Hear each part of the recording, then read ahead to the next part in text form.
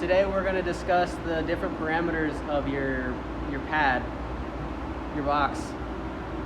And we're going to start with this big red button right here. This is super important in so many ways. You want to make sure that you don't touch this button if you're running a job, 100%. And the cool thing about this button is how sensitive it is. You can tap it and it'll go off, or you could look at it and it will go off. Just about any way it'll go off. If you think about it, moving on, this is your safety button. So if something goes wrong with your machine, you want to press this. If you press it, then you'll have to reset everything again. You'll have to turn everything off and restart, just like we did in the startup video for the router. So to dive deeper into this big red emergency button, we're going to go ahead and press it. But before I press it, I'm going to show you a couple of functions, like basic functions that this pad does. So you have your up, down, left, right here, and this is for your X and Y axis. So if we press up, watch the machine, it's going to go back. So technically it's a back button. And then if we press down, it's going to go forwards. That's your X axis that functions. So if we do left and right, this is going to be your Y axis. So we press to the left, and it goes up your Y axis. We press the right, it's going to go down your Y axis. So basic function. The other function that you can get with this is this double arrowed button right here. This will change your speed. So if you look closely at the home screen, you press, this is your jog button technically. So if you press it, you'll see on screen that your jog has changed to slow. And this has 3 speeds. So you press jog again and it's fast. So we'll start with fast. We'll use the X axis as an example. So it's moving pretty fast there. And go back a little bit. Now press jog again when it says medium. So we're going to come forward with it.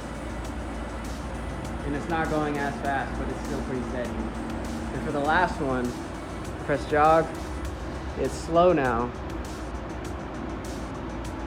And as you can see, it's barely moving. If you look down there on the track there, you can see that it's taking its way. So basically, when you're setting up the surface, or if there's something within the thousandths of an inch that you need to adjust on your job, that's what that would be good for. So going back, now that you know the basic functions of all these green center buttons, back to this red button.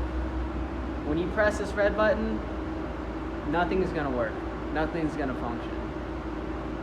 This whole pad won't work. So what I'm going to go ahead and do is I'm going to show you so that there's no issue with that later on. So we're going to go ahead and press it. And you hear the machine makes a sound, it clicks.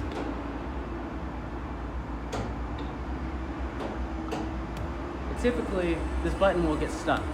It twists. So if it does get stuck, you're going to want to just untwist it. And so your spindle will close up. So if you look closely, emergency stop is activated. The machine's not going to do anything. So we'll sit here, we'll press. You don't hear the machine running anymore. So we'll run through the steps on how to fix that. Alrighty, so button's pressed, you ain't going anywhere, your day is ruined. Just kidding. So your emergency button has been activated, and we're gonna go ahead and deactivate it and get things running again. So button's stuck, we're gonna unstuck it, and you're gonna hear your machine start to run back up again. So it's warming back up. Your emergency button activated screen has gone away. And there's 2 things that you can do. And we'll start with the first one. Basically what we're gonna do is from video 1, router startup, you shift and home. And he says pull out E-stop.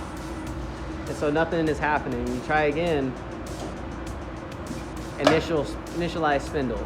If it does not do this, then you're gonna wanna have to turn your machine off and turn it back on again and restart steps 1 through 1. So we're back to the basics here. So as you see, there's a tool in the machine. We're gonna go ahead and remove it,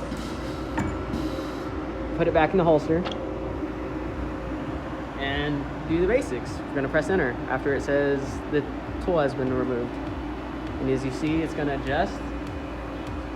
It's gonna find home, and we are back to square one.